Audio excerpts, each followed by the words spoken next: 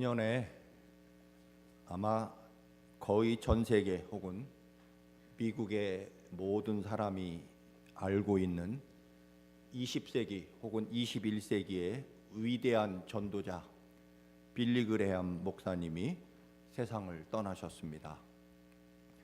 그런데 그 외손주가 전해주는 그분의 유언이 전해집니다. 빌리 그레함 목사님이 돌아가시면서 그런 얘기를 하셨다고 합니다. 여러분, 언젠가는 신문과 방송에 나 빌리 그레함 목사가 죽었다는 소식이 나올 것입니다. 그런데 여러분, 그 소식은 믿으시면 안 됩니다. 다 거짓말입니다. 왜냐하면 나는 죽은 것이 아니라 하나님 나라로 이사를 가서 여전히 잘 살고 오히려 하나님과 함께 더 잘 살고 있을 것이기 때문에 혹시 신문 방송에 나 빌리 그레함 목사가 죽었다는 소식을 들으면 믿지 마시기 바랍니다. 나는 이사 간 것뿐입니다. 라고 그렇게 유언을 남겼다고 합니다. 멋지잖아요, 여러분. 그렇죠? 나도 유언을 이렇게 멋있는 것을 미리 좀 만들어야 되겠다, 그런 생각을 합니다. 여러분, 신문 방송에 빌리 그레함 죽었다는 소식 다 거짓말입니다. 믿으시면 안 됩니다. 나는 하나님 나라로 이사 간 것뿐입니다. 베드로가 예수님이 십자가를 지실 때 죽는 것이 무서워서 3번씩 예수님을 모른다고 부인합니다.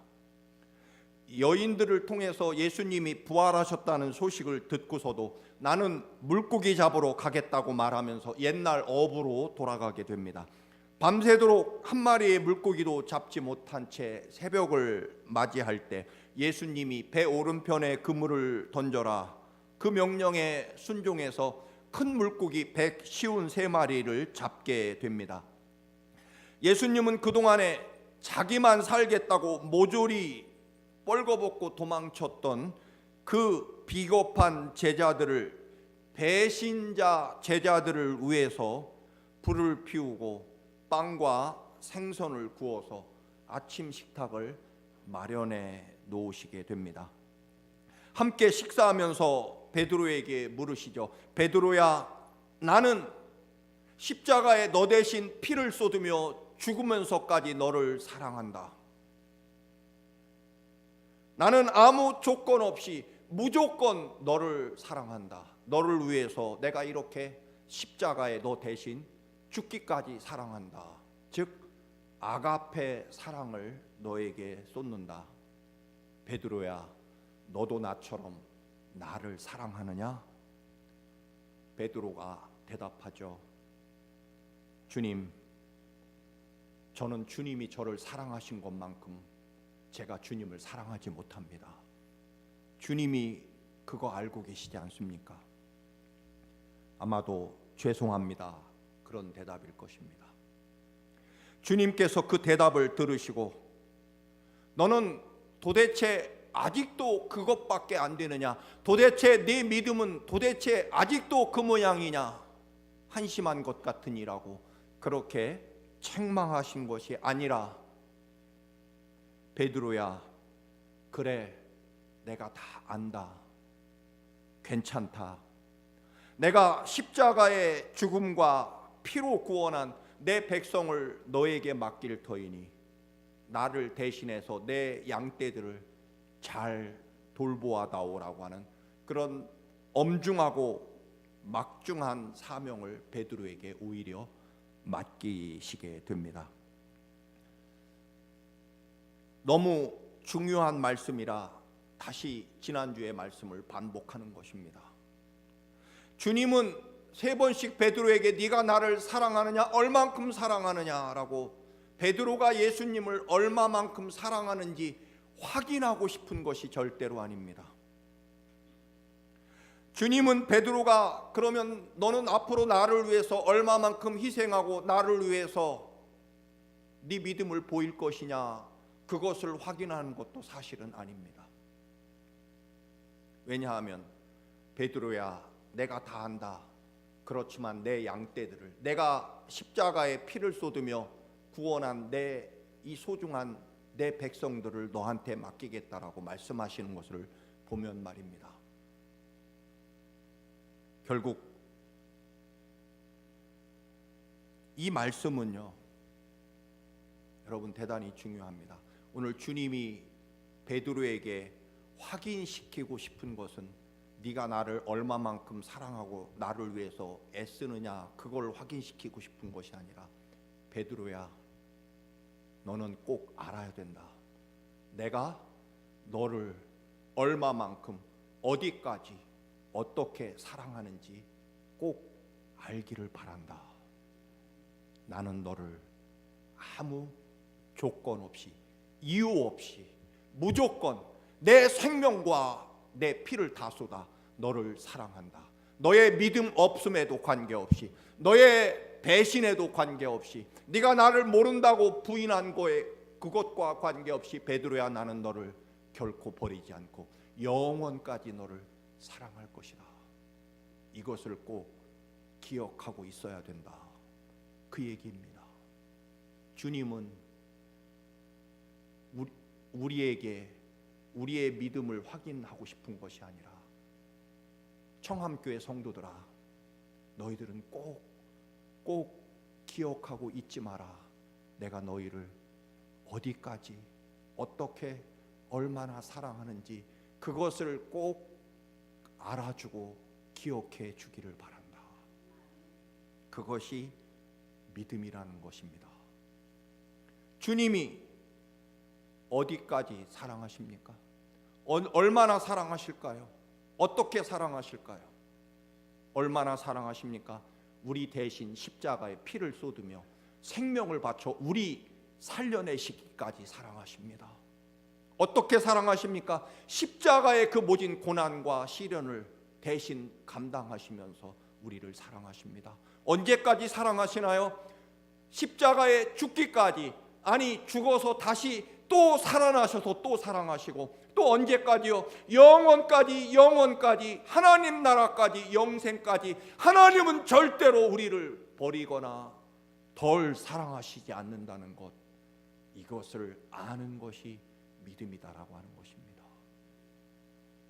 마치 부모님에게 효도한다는 것은요, 내가 부모님을 위해서 뭘 해드렸는지 그게 아니고요, 우리 어머니가 나를 여기까지 키우시기 위하여 얼마나 피를 쏟으며 사랑하셨는지 그거 아는 사람이 효자이고 하게 돼 있다라고 하는 것입니다. 그런데 이 간절하고 이 지독스러운 하나님의 결코 끝나지 않는 사랑, 이것을 아는 것이 믿음임에도 불구하고 우리는 끝없이 자꾸만 내가 하나님을 위해서 얼마나 많이 봉사하고 내가 얼마나 주님을 위해 헌신했는지 그것을 자꾸만 따지고 기억하다 보니까 서운해지게 되는 거고요, 상처받게 되는 거고요, 나중에는 교만해지죠. 왜? 나보다 더 헌신하거나 믿음이 적은 사람에 대해서 교만하게 되고요, 그리고 다른 사람을 정죄하고 심판하게 돼 있다라고 하는 것입니다. 여러분, 우리의 믿음의 문제는 바로 여기에 있다라고 하는 것입니다. 베드로도요, 주님, 제가요, 주님 죽을 때 저도 따라 죽을 것입니다. 다른 제자들이 다 주님을 모른다고 하고 버리고 도망가도요, 저만큼은 끝까지 주님과 같이 죽을 것입니다. 베드로야, 네가 오늘 3번 나를 모른다고 부인할 것입니다. 주님, 그런 일은 있을 수 없습니다. 그러나 우리가 아는 대로 베드로는 죽는 것이 무서워서 예수님과 나는 아무 관계도 없다, 심지어는 저주하고 맹세하면서 예수를 모른다라고 부인하고 도망치는 그런 삶을 살아갑니다. 오늘 그런 베드로에게 주님이 알려주고 싶은 것은 너 나 모른다고 하고 도망쳤지, 네 믿음이 도대체 얼마만큼이냐? 너는 도대체 그러면 앞으로 얼마나 나를 위해 섬기고 희생할 것이냐? 새로운 각오를 말해보거라. 그런 뜻이 아닙니다. 베드로야, 나는 여전히 너의 믿음과 삶에 관계없이 나는 내 모든 사랑과 내 피와 내 목숨을 너를 위해 줄 것이다. 그것을 꼭 잊지 말고 기억하거라. 네가 어떤 시련과 어떤 고난과 어떤 상처와 아픔이 있어도 내가 너를 위해 목숨 바쳐 피를 쏟으며 너를 영원히 사랑한다는 것을 꼭 잊지 말거라. 그러면 내가 너에게 내 양떼를 맡기겠다. 내가 믿음이 없고 내가 하나님을 향해 헌신이 부족하면 하나님도 나를 덜 사랑한다고 우리는 생각합니다. 물론 그런 요소가 없는 것은 아니지만 하나님의 사랑은 그렇지 않습니다. 그것을 아는 것, 이 감당할 수 없고 헤아릴 수 없는 주님의 사랑에 가슴이 뛰고 심장이 뜨거워져서 견딜 수 없이 하나님의 나라와 하나님의 살아계심을 향해 뛰어가는 것이 믿음이다라고 하는 것입니다. 감동받아서 하나님의 사랑에 내 삶이 벅차오르는 그런 기쁨과 감격으로 살아가는 것이 믿음이다 하는 것입니다.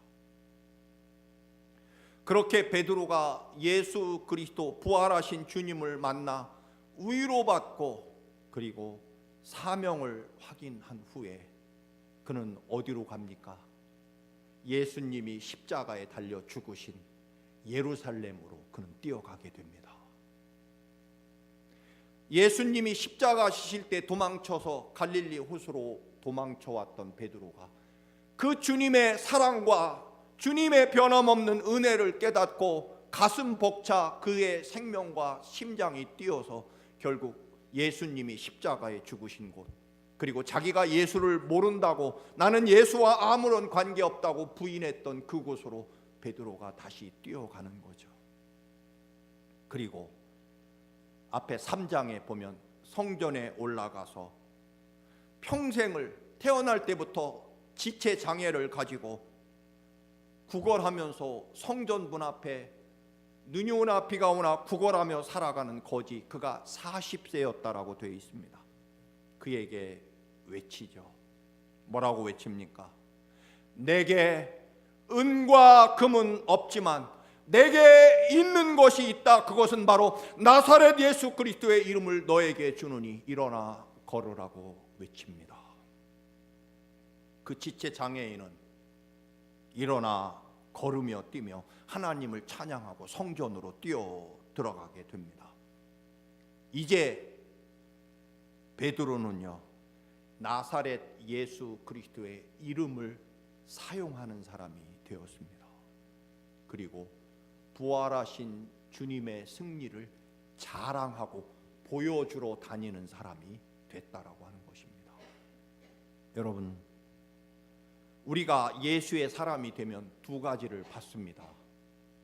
하나는요, 우리 주님이 나를 살리려고 십자가에 내 대신 피를 쏟으며 나를 살리기 위해 내 대신 죽을 만큼 사랑하시는 주님의 사랑을 받는 거죠. 그래서 우리는 어떤 순간과 어떤 형편에서도 절대로 좌절할 수 없는 이유는 내가 어떻게 살았는데요, 우리 주님이 내 대신 십자가에 피를 쏟으며 죽으시고 살려낸 나의 이 주님의 감당할 수 없는 사랑을 받은 사람인 거죠. 또 하나를 받습니다. 부활하신 주님께서 죽음을 이기고 승리하신 그 승리를 받는 거죠. 그래서 우리는 어떤 순간에도요, 죽은 지 사흘 되는 날에 반드시 살아날 것이고 승리할 것을 주님이 보증해 놓으셨기 때문에 우리는 주님의 승리하심을 사람들에게 보여주고 자랑하며 살아가는 사람들이 된다라고 하는 것입니다. 우리는 예수의 이름으로 기도하고 예수의 이름으로 말씀을 선포합니다. 왜냐하면 주님이 우리에게 주셨기 때문입니다. 그리고 주님이 그 일을 이루실 것이기 때문에 때로는 병든 분을 위해서 기도합니다. 저는 병든 자를 위해 기도하는 것을 두려워하지 않습니다. 왜냐하면 내가 고치는 것이 아니라 예수의 이름이 고치는 것이기 때문입니다. 고치고 안 고치고는 주님이 알아서 하실 일이기 때문입니다. 또는 누가 고침받았다고 해서 저는 절대로 1%라도 제가 고쳤다는 착각을 하지 않습니다. 왜냐하면 주의 이름이 고쳤기 때문에 잊어버리는 것입니다. 오늘 십자가 죽으신 주님의 부활, 사랑과 그 부활의 능력으로 성전 문 앞에 구걸하던, 그래서 온 유대인이라면 다 아는 사람이죠. 왜? 대제사장은 40년 동안 바뀔 수 있었지만 이 거지는 평생을 걸어다니지 못하는 지체 장애를 가지고 성전 문 앞에서 평생을 구걸했기 때문에 온 유대인은 다 아는 그가 일어나 걷게 되자 엄청난 사람들이 몰려들게 됩니다. 그때 베드로가 일어나서 외치죠. 여러분,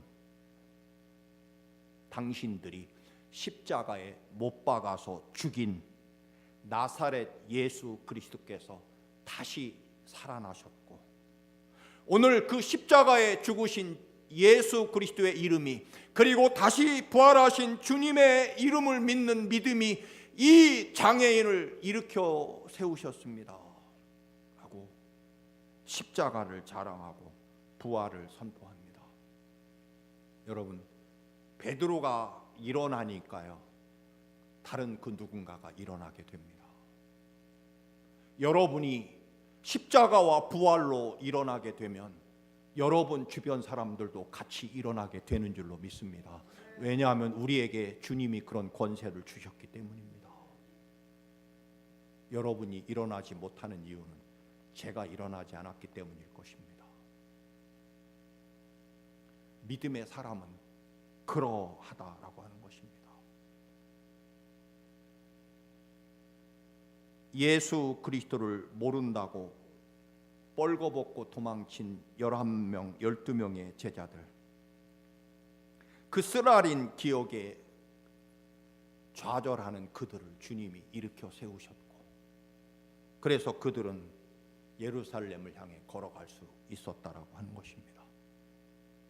그들은 누구에게 외치고 달려가느냐 하면, 베드로가요, 나는 그 예수님과 전혀 관계없는 사람입니다, 모릅니다, 저주하고 그런 자는 당장 죽어야 됩니다, 내가 하나님께 맹세코 나는 예수를 모릅니다 라고 부인했던 사두개인, 바리새인, 대제사장 앞에 이 베드로가 다시 가는 거죠.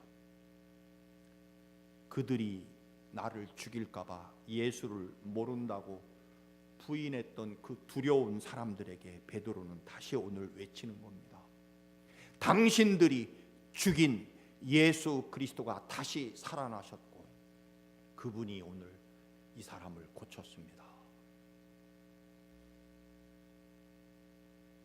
여러분, 우리가 십자가의 그 보혈의 사랑과 부활을 가지고 있으면 우리는 죽음을 향해 걸어갈 수 있다라고 하는 것입니다. 왜냐하면 부활이 있기 때문입니다. 그래서 저도요, 부활의 주님과 나를 살리기 위해 십자가에 죽기까지 피를 쏟으며 사랑한 그 주님의 사랑으로 내가 살아났기 때문에, 그런 죽기까지 사랑하시는 주님의 사랑이 있기 때문에, 그리고 다시 살아나셔서 또 사랑하시고 내가 하나님 나라 가는 그날까지 영원토록 절대로 나를 놓지 않을 것이기 때문에, 그것을 안 후에 저도 두려워하는 것이 변했습니다. 이제는요, 두려운 것이 있다면 하나님이 두려울 뿐입니다. 하나님의 그 은혜와 사랑을 제대로 감당하지 못해서 주님을 실망시킬까, 그것이 두려울 뿐입니다. 세상이 결코 두렵지 않고 죽음도 두렵지 않습니다. 그게 십자가의 사랑과 부활의 소망을 가진 믿음의 삶이 되기 때문입니다. 이런 베드로와 요한에게 바리새인과 대제사장이 당황할 수밖에 없습니다. 평생 성전 문 앞에 구걸하던 그 지체장애인 안질뱅이가 분명히 일어나서 하나님을 찬양하고 있기에 그 사실을 부정할 수는 없지만 불편한 것이 하나 있습니다. 나사렛 예수 그리스도가 다시 살아나셔서 이자를 고쳤다고 말하지 말라는 겁니다. 40년 된 장애인이 고침받았음에도 불구하고 그들은 자기 중심적인 삶의 처지에서 부활하신 예수 그리스도가 불편하고 그것을 말하지 말라는 것입니다. 베드로와 요한을 잡아다가 감옥에 가두었다가 예수님처럼 동일하게 재판을 하는 거죠. 그리고 온갖 협박과 위협을 가합니다. 거기에다가 인간적인 모욕과 멸시도 퍼붓습니다. 어떤 모욕이요? 너희들은 갈릴리 출신의 무식한 어부들 아니냐? 너희들이 도대체 뭘 안다고 떠들고 있느냐? 이 무식한 자들아. 그렇게 바리새인들과 대제사장이 베드로와 요한에게 그들의 인간적인 약점을 공격하면서 예수에 대해서 특별히 부활했다고 말하지 말라는 것입니다. 그 말을 들은 베드로와 요한이 뭐라고 할까요? 19절에서 20절입니다. 19절 말씀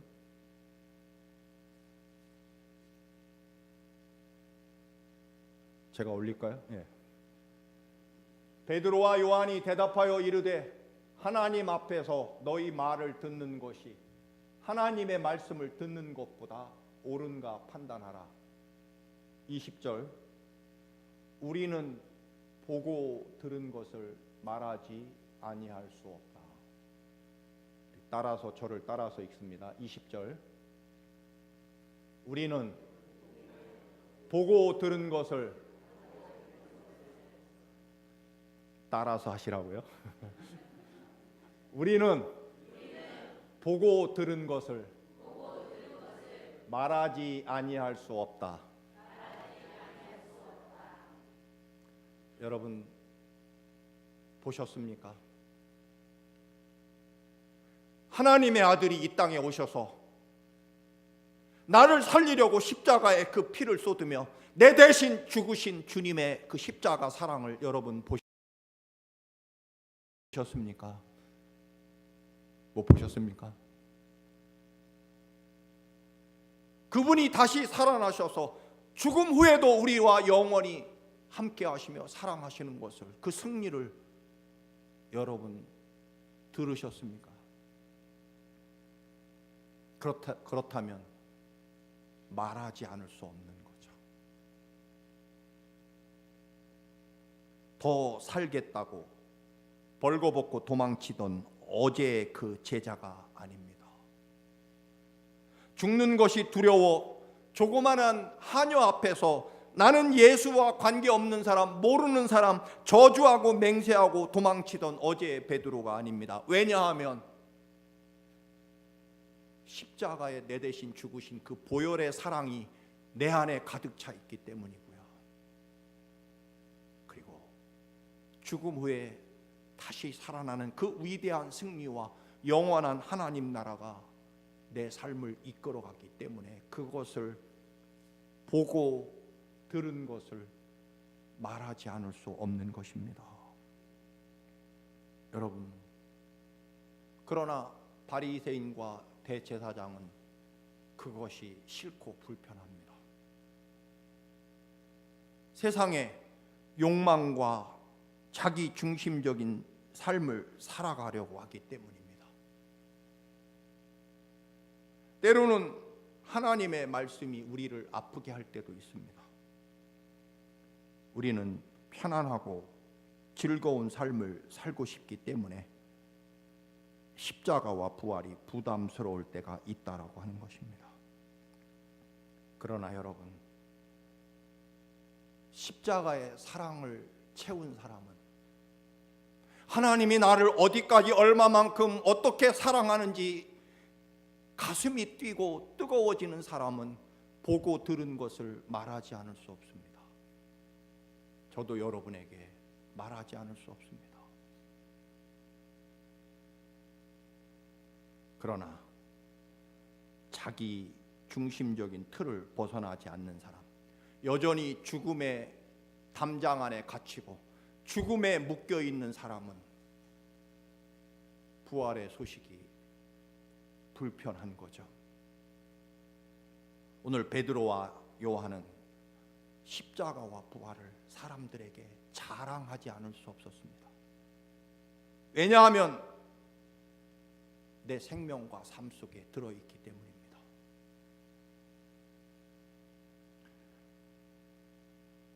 우리 한국교회, 또 우리 청암교회도 어떤 면으로 마찬가지일 것입니다. 심각한 이 시대의 영적인 질병은 결국 자기가 하나님이 되는 거죠. 구체적으로는 물질주의입니다. 유럽의 유명한 신학자가 한 분 있습니다. 몰트만이라는 20세기에 정말 위대한 신학자가 한국을 참 많이 방문했고 제가 신학교 때도 강의를 들었습니다만 그분이 한국을 참 잘합니다. 그런데 그분이요 호주에 가서 한국 교회에 대해서 그렇게 얘기를 했다고 합니다. 한국 교회와 한국 교인들에게는 세 가지만 있다. 하나는 하나님만 있다. 한국 교회에는.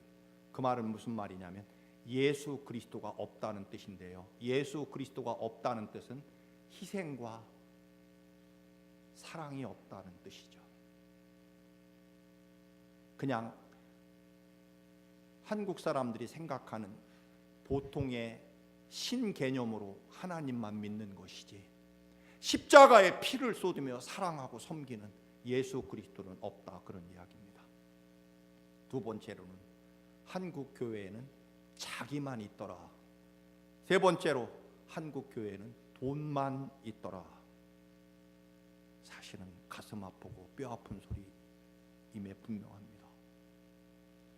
이제 베드로는요 자기의 생명과 삶이 아까워서 예수를 모른다고 부인하고 그렇게 죽음을 두려워했던 그가 이제 죽음을 향해 뛰어갑니다. 그리고 십자가와 부활을 자랑하게 됩니다. 여러분, 이제 우리는 십자가와 부활, 특별히 부활을 자랑하고 외쳐야 되는데, 여러분, 예수 다시 사셨다라고 외치는 것이 부활을 자랑하고 외치는 것일까요? 아닙니다, 여러분. 부활을 자랑한다는 것은요, 기쁘게, 즐겁고 행복하게 죽으러 가는 거죠. 사실은요, 부활을 자랑한다는 것은요, 죽음을 자랑하는 겁니다. 왜냐하면 부활이 있고 부활을 보았기 때문에, 죽어야 부활하기 때문에, 그리고 부활은 죽음을 전제로 하기 때문에 부활을 자랑한다는 것은요, 죽는 자리에 기쁨으로 뛰어간다는 뜻이고요. 부활을 자랑하고 부활을 믿는다라고 하는 것은요, 섬기고 낮아지는 자리에 아주 기쁘고 즐겁고 행복하게 담대하게 믿음으로 확신을 가지고 너무나 감당할 수 없는 이 부활의 소망으로 뜨겁고 감동이 되어서 죽음을 자리를 향해 기쁨으로 달려가는 것을 말합니다. 그게 부활을 자랑하는 겁니다. 예수 다시 사셨습니다라고 온 동네방네 외치는 것이 부활을 자랑하는 것이 아니고요, 부활을 자랑하는 것은요, 죽는 자리에, 섬기는 자리에, 낮아지는 자리에, 고통스러운 자리에, 희생하는 자리에, 모욕당하고 상처받는 자리에 기쁨으로 뛰어가는 겁니다. 왜냐하면 부활을 보았기 때문에, 부활을 믿기 때문에 결국 죽음의 자리로 기쁘게 뛰어가는 것이 부활을 자랑하는 것이 된다라고 하는 것입니다. 오늘 이 시대의 기독교인들이 이것이 안 되는 거죠. 그저 부활하셨으니까 우리는 감사하기만 하면 된다. 아닙니다. 부활하신 주님을 자랑하기 위해서는요, 죽는 자리로 가는 것이 부활을 자랑하는 사람의 삶이 될 것입니다. 왜냐하면요, 좋은 대학을 가려고 하는 학생은 좋은 대학이 있다는 것을 알면 지금 죽어라 공부하게 돼 있는 것처럼 말입니다.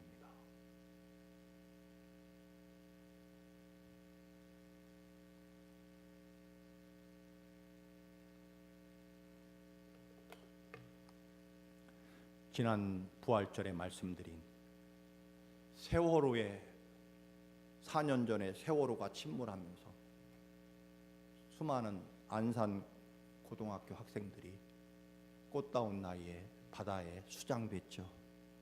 그때 안산 명성교회 관리 집사님의 딸인 양온유 양이 그 수학여행에 가는 배 세월호에 탔다가 이제 침몰됐다는 소식을 듣고 아버지가 양 집사님이 진도항으로 달려가면서 그 아버지가 한 말이 뭘까요?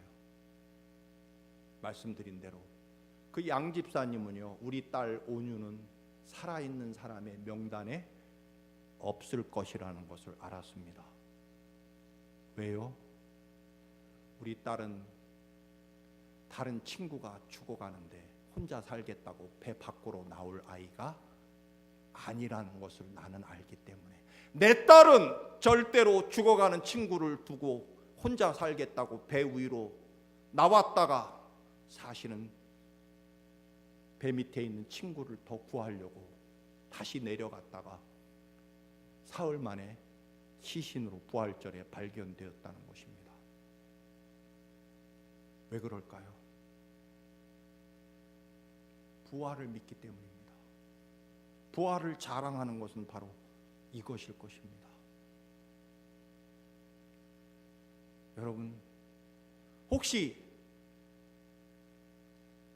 제가 그런 세월호에 배에 탔을 때 그 배가 침몰해서 차 목사의 생사를 알 길이 없다는 소식을 여러분에게 들려왔을 때 여러분들도 그렇게 믿기를 바랍니다.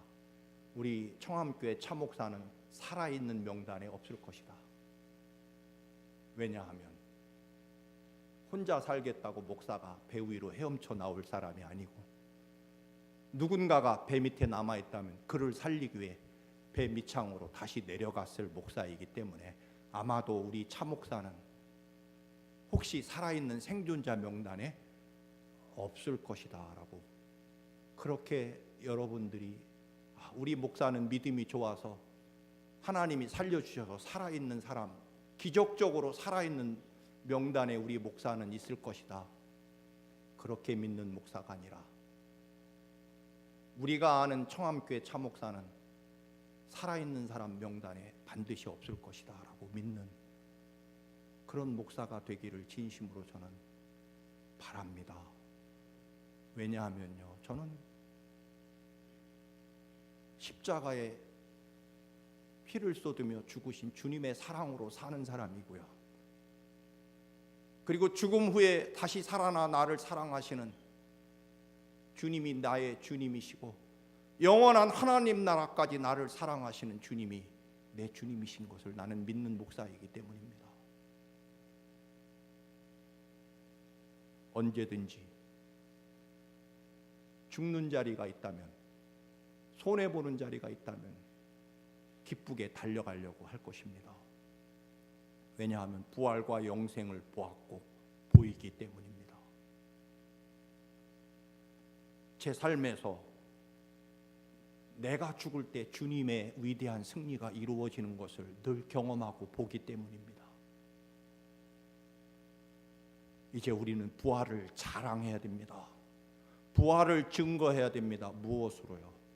기쁘게 죽고 희생하고 양보하고 손해보고 섬기고 낮아지는 모습으로 우리는 부활을 자랑하는 여러분의 삶이 되시기를 주님의 이름으로 축원합니다. 아멘. 기도하시겠습니다. 주님,